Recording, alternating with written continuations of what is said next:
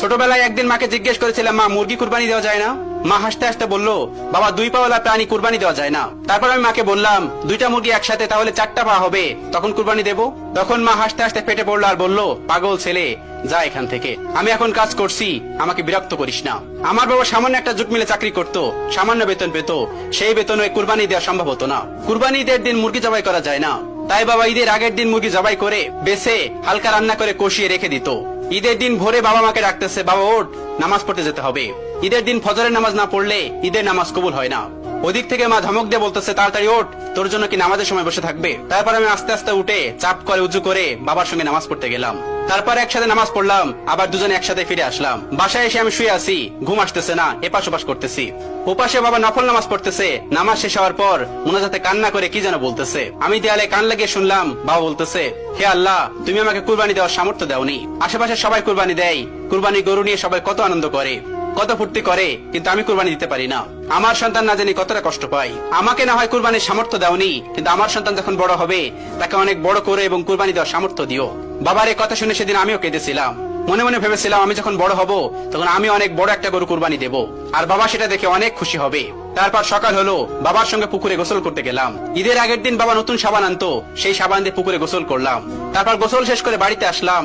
পুরনো পাঞ্জাবিটা পরে ঈদের নামাজ পড়ার জন্য ঈদের মাঠে গেলাম। আগেই বলে নেই, ওই সময় আমাদের 2 ঈদে নতুন কাপড় কেনার সামর্থ্য ছিল না। এক ঈদে কিনে দিত, সেটা দিয়ে 2 ঈদ পার করতে হতো। তারপর নামাজ শেষ করে বাবাকে নিয়ে গেলাম মাঠের দক্ষিণ পাশে মেলা বসতো, সেখানে অনেক খেলনা বসতো। সেদিন আমি একটা গাড়ি কেনার জন্য অনেক কান্না করেছিলাম, কিন্তু বাবা কিনে দেয়নি।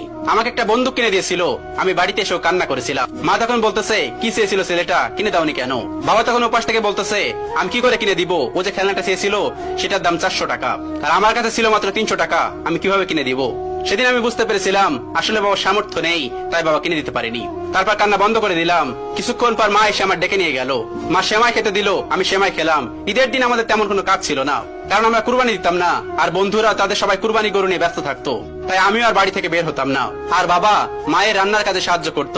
মা সেদিন মুরগির মাংস আর চালের রুটি বানিয়েছিল, আর সেই সময় কষা মাংসের মুরগি দিয়ে রুটি খাওয়ার যে কি স্বাদ শুধুমাত্র আমরাই জানি, এই যুগের কেউ জানবে না। তারপর আমরা দুপুরে 3 জন একসঙ্গে বসে রুটি আর মুরগির মাংস খেলাম। ওই সময় আমরা কুরবানির ঈদে মুরগির মাংস খেতাম, কারণ আমাদের কুরবানি দেওয়ার সামর্থ্য হতো না। ওই মুরগির মাংস আর রুটির যে কি স্বাদ তা বলে বোঝানো যাবে না। বাবা মা আমাকে ছেড়ে গেছে অনেকদিন আগে, আজ আমার অনেক টাকা। আল্লাহ তাআলা আমাকে কুরবানি দেওয়ার সামর্থ্য দিয়েছে। এই ঈদেও আমি 2টা গরু কিনেছি। আমি যত ব্যস্ত থাকি না কেন, এই ঈদের মধ্যে আমি গ্রামে চলে যাই। আমি বাবার সঙ্গে ফজরে যে মসজিদে নামাজ পড়তে যেতাম, আমি বাড়ি যেয়ে সেই মসজিদে নামাজ পড়তে যাই। বাবার সঙ্গে যে মাঠে নামাজ পড়তাম, সেই মাঠে আমি ঈদে নামাজ পড়ি।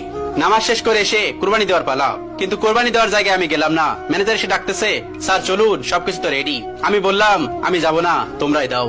লোকটা অবাক হলো এবং আমার দিকে তাকিয়ে রইলো। সে হয়তো মনে মনে ভাবছে লোকটা কুরবানি দেয়, কিন্তু কুরবানির সামনে যায় না। কিন্তু আমি ওকে কি করে বোঝাই, ওই গরু দেখলেই যে আমার বাবার কথা মনে পড়ে যায়। তখন আমি তাকে বললাম, যারা যারা কুরবানি দেয়নি প্রত্যেকের বাড়িতে কুরবানির মাংস পাঠিয়ে দিও। তখন ও বলল, আচ্ছা ঠিক আছে, এই বলেও চলে গেল। এখন কুরবানির দিনে গরু মাংস রান্না হয়, কত মানুষ আসে, কত আনন্দ হয়, কিন্তু আমার গরুর গোশত খেতে ইচ্ছা করে না, আমার ভালো লাগে না। আমার ইচ্ছা করে মুরগির মাংস দিয়ে রুটি খেতে। তবু আমি কাউকে কিছু বলি না, কারণ আমি জানি আজকে আমি রুটি আর মুরগির মাংস খেলেও সেই স্বাদটা আর পরিতৃপ্তিটা পাবো না। সেই স্বাদটা যে হারিয়ে গেছে, সেটা যে ছিল আমার মায়ের হাতের রান্না। যাদের মা বাবা নেই তারাই জানে মা বাবা ছাড়া ঈদের আনন্দ ঠিক কতটুকু। মায়ের হাতে সেমাই না খেলে, বাবার সাথে ঈদগায় না গেলে ঈদ কি আর হয়?